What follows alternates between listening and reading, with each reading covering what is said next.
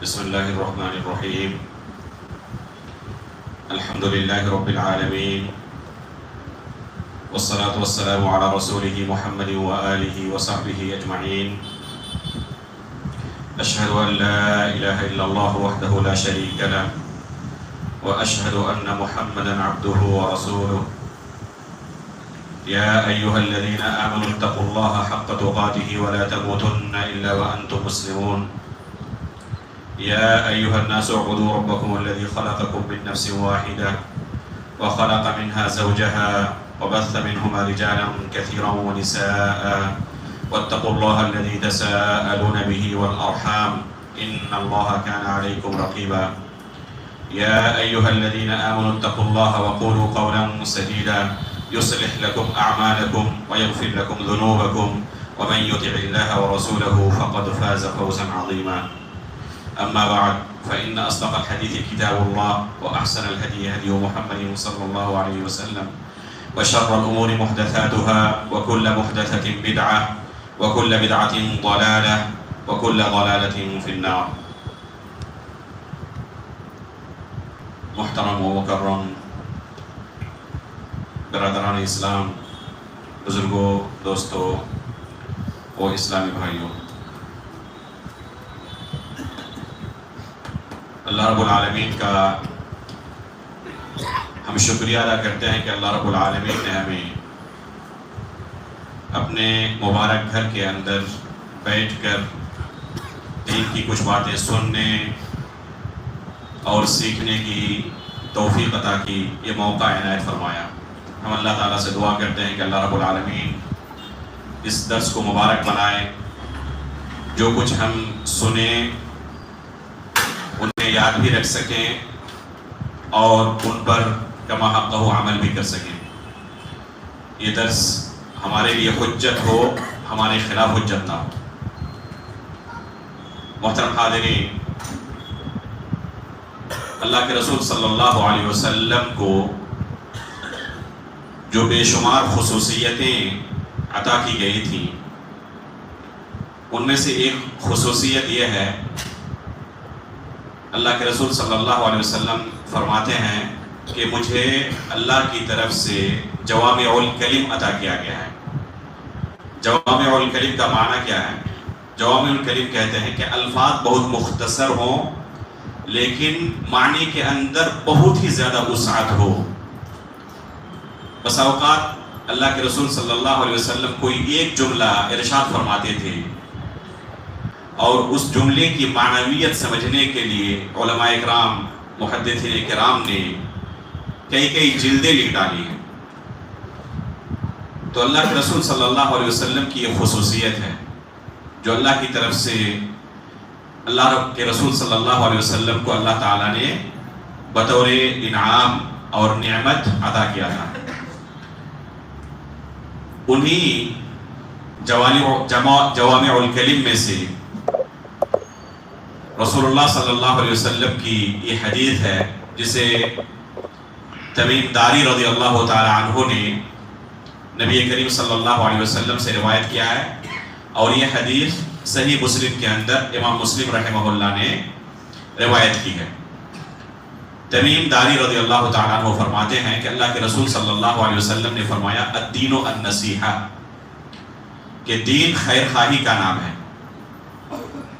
بعض روایتوں کے اندر آتا ہے کہ اللہ کے رسول نے اس جملے کو 3 مرتبہ دہرایا، الدین النصیحہ، الدین النصیحہ، الدین النصیحہ، کہ دین خیر خواہی کا نام ہے، خیر خواہی کا نام ہے.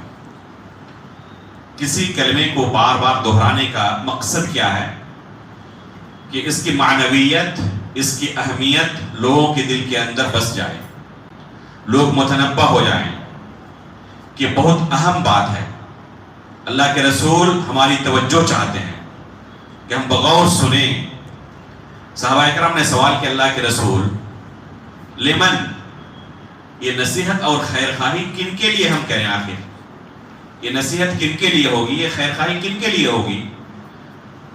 تو نبی کریم صلی اللہ علیہ وسلم نے فرمایا للہ ولکتابہ ولرسولہ ولأئمة المسلمین وعامتہم. نبی کریم صلی اللہ علیہ وسلم نے 5 قسم کے افراد کی تعین کی اور کہا کہ ان 5 قسم کے افراد کے لیے تمہاری خیر خواہی ہونی چاہیے. پہلے کون ہے؟ سب سے پہلے اللہ رب العالمین، کہ ہم اللہ رب العالمین کے ساتھ خیر خواہی کریں. دوسرے نمبر پر رسول اللہ صلی اللہ علیہ وسلم. دوسرے نمبر پر اللہ کی کتاب للہ ولی کتابہ. اور تیسرے نمبر پر رسول اللہ صلی اللہ علیہ وسلم. اور چوتھے نمبر پر ولی ائمۃ المسلمین، مسلمانوں کی جو ائمہ ہیں ان کے لیے. اور 5ویں نمبر پر وعامتہم، عام مسلمانوں کے لیے. اب غور کریں کہ کیا کوئی ایسا جانب ہے جو چھوٹ گیا ہو اس میں؟ اگر اس حدیث کو مسلمان اپنی عملی زندگی کے اندر نافذ کر لے تو گویا کہ پورے دین کو اپنے اندر اس نے نافذ کر لیا. دین کا کوئی حصہ ایسا نہیں بچے گا اس حدیث پر عمل کرنے کے بعد جو حصہ چھوٹ جائے. یہ اللہ کے رسول صلی اللہ علیہ وسلم کی خوبی ہے کہ مختصر الفاظ میں گویا کہ پورے دین کو رسول اللہ صلی اللہ علیہ وسلم نے سمیٹ دیا ہے. اس لیے اس حدیث پر عمل کرنے کے بعد اگر تمام مسلمان اس حدیث پر عمل کرنے لگے تو یہ دنیا جنت نشا بن جائے گی، امن و شانتی کا گہوارہ ہو جائے گا. ہر طرف سے خیر خواہی ہوگی. خیر خواہی کے برعکس کیا ہے؟ ظلم و تشدد، دھوکہ دھڑی، ایک دوسرے کو چھوٹا دکھانا، حقیر جاننا، یہ تمام اس کے ازداد ہیں.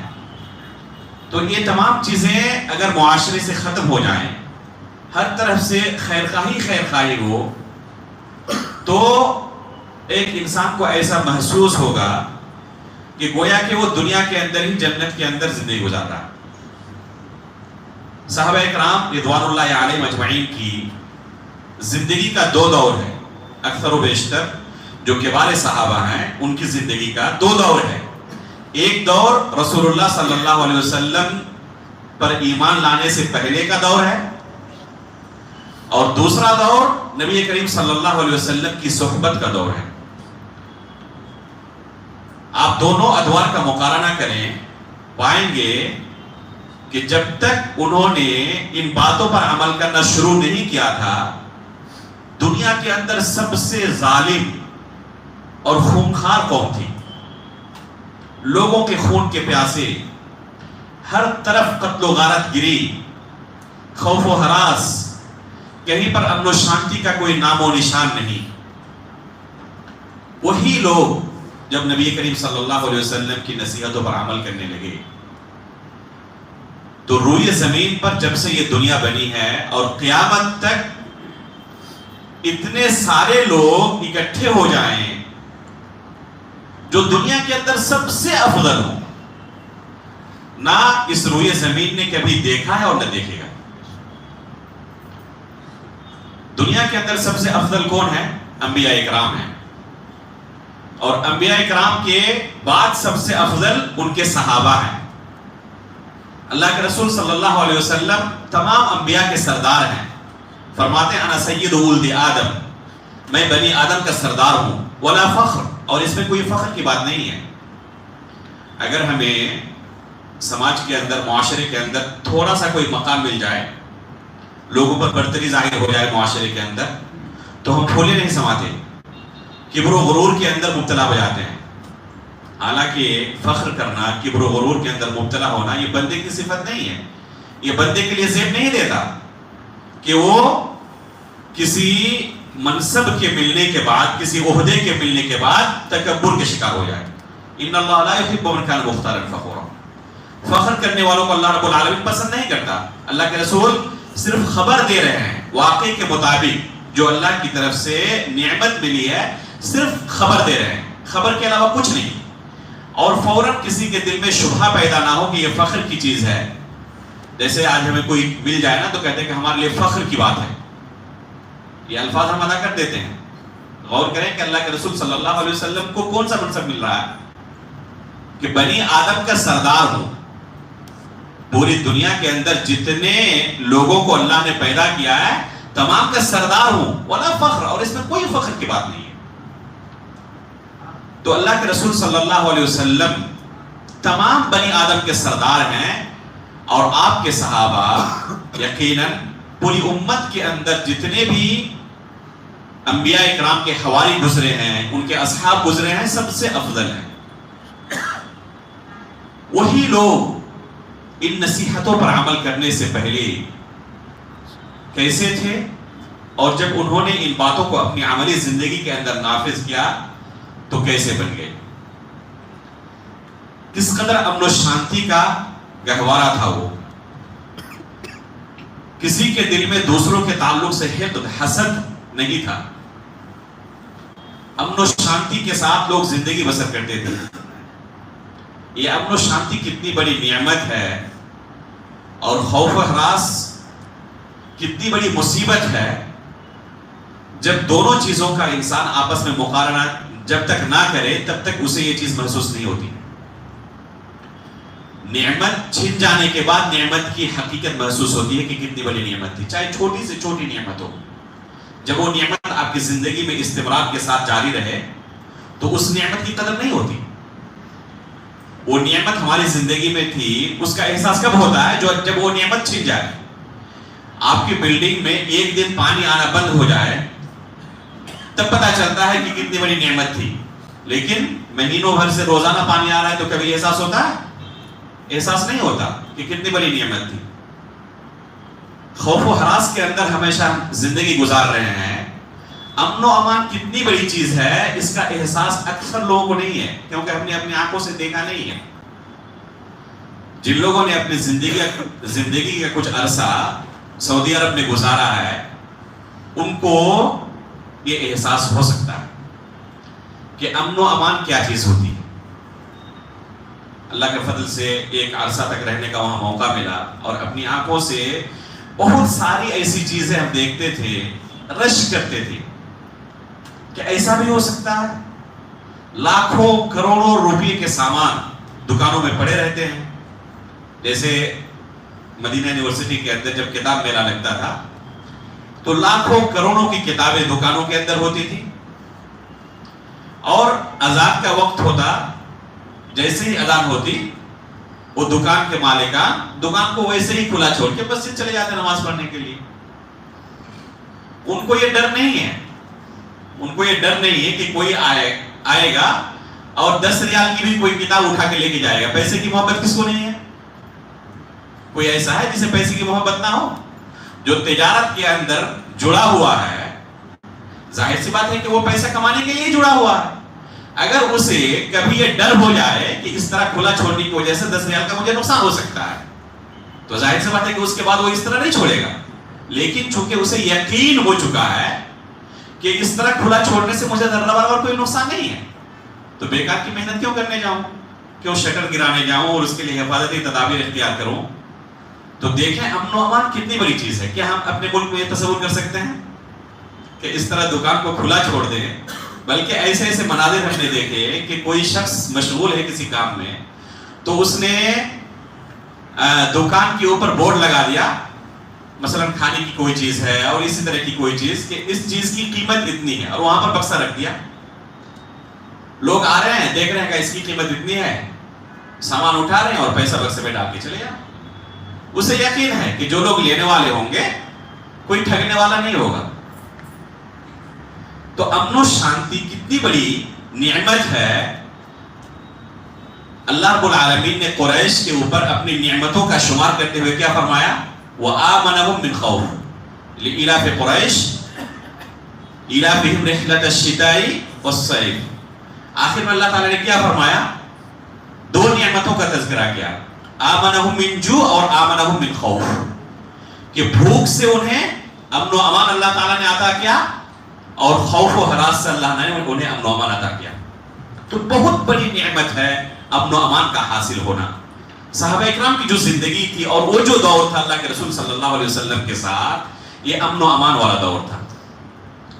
اللہ کے رسول صلی اللہ علیہ وسلم کی اس حدیث پر اگر ہم عمل کرنا شروع کریں تو یقیناً ہمارا معاشرہ بھی اسی طرح امن و امان والا ہو سکتا ہے۔ یہ نعمتیں ہمیں بھی حاصل ہو سکتی ہیں، لیکن کب؟ جب اللہ کے رسول صلی اللہ علیہ وسلم کی اس حدیث کو ہم اپنی عملی زندگی کے اندر نافذ کریں، تب ہماری زندگی بھی اسی طرح امن و امان والی ہو سکتی ہے۔ اللہ کے رسول نے کیا فرمایا اس حدیث کے اندر؟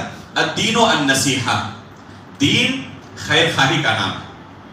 قلنا لمن، صحابہ کرام نے فرمایا کہ اللہ کے رسول کن کے لیے ہم خیر خواہی کریں؟ تو فرمایا للہ، اللہ رب العالمین کے ساتھ خیر خواہی کرو۔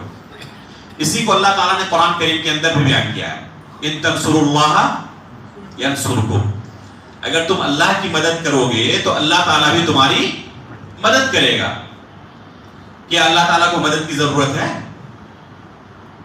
اللہ کے رسول صلی اللہ علیہ وسلم فرماتے ہیں کہ پوری دنیا والے بھی اگر اللہ تعالیٰ کو فائدہ پہنچانا چاہیں تو نہیں پہنچا سکتے، نقصان پہنچانا چاہیں تو نہیں نقصان پہنچا سکتے۔ اللہ رب العالمین کو کسی کی مدد کی ضرورت نہیں ہے۔ پھر اللہ تعالیٰ کے اس فرمان کا کیا معنی؟ ان تنصروا اللہ ینصرکم، یہ حقیقت میں اپنی مدد کرنا ہے، اپنے نفس کی مدد کرنا ہے۔ اللہ رب العالمین کی مدد کرنے کا معنی یہ ہے کہ اس کے احکام و فرامین پر عمل کیا جائے، اللہ رب العالمین کے جو حقوق ہیں ان حقوق کی پاسداری کی جائے، اللہ رب العالمین کے حقوق کی حق تلفی نہ کی جائے، اس میں ڈاکہ نہ ڈالا جائے۔ اگر بندوں نے اللہ رب العالمین کے حقوق کی پاسداری کی تو اللہ رب العالمین بدلے میں انہیں کیا عطا کرے گا؟ معاذ بن جبل رضی اللہ تعالیٰ عنہ کو اللہ کے رسول صلی اللہ علیہ وسلم نے ایک دن پوچھا، یا معاذ اتدری ما حق اللہ علی العباد، کیا آپ کو پتا ہے کہ اللہ رب العالمین کا بندوں پر کیا حق ہے؟ صحابہ اکرام کی عادت تھی جب کوئی سوال کیا جاتا تو فوراً جواب نہیں دیتے تھے، اگر جواب معلوم بھی ہوتا تب بھی جواب نہیں دیتے۔ کیوں؟ کیونکہ اللہ کے رسول کی طرف سے اگر جواب ملے گا تو وہ اکمل ہوگا، اس کے اندر کسی طرح کا کوئی نقص نہیں ہوگا، اس لیے جواب دینے میں جلدی بازی نہیں کرتے۔ اس لیے آپ وہ حدیث غور کریں، اعظم و آیہ والی کہ قرآن کے اندر سب سے بڑی آیت کون سی ہے؟ ابی بن کعب رضی اللہ تعالیٰ عنہ کو جب سوال کیا اللہ کے رسول نے، یا ابا المنذر اتدری ایو آیت اعظم معک فی القرآن، او کما قال النبی صلی اللہ علیہ وسلم، اللہ کے رسول نے ابی بن کعب رضی اللہ تعالیٰ عنہ سے سوال کیا جن کی کنیت ابو المنذر ہے کہ کیا آپ کو پتا ہے کہ قرآن کے اندر سب سے عظیم اور بڑی آیت کون سی ہے؟ تو انہوں نے کیا جواب دیا؟ جس طرح صحابہ اکرام کی عادت تھی، اللہ و رسولہ اعلم۔ اللہ کے رسول نے پھر سوال دہرایا، اسی سوال کو دوبارہ دہرایا، کیا آپ کو پتا ہے کہ قرآن کے اندر سب سے عظیم آیت کون سی ہے؟ تب ابی بن کعب رضی اللہ تعالیٰ عنہ کو یقین ہو گیا کہ اللہ کے رسول مجھ سے جواب چاہتے ہیں، تب فرمایا کہ اللہ لا الہ الا ہوا الحی القیوم۔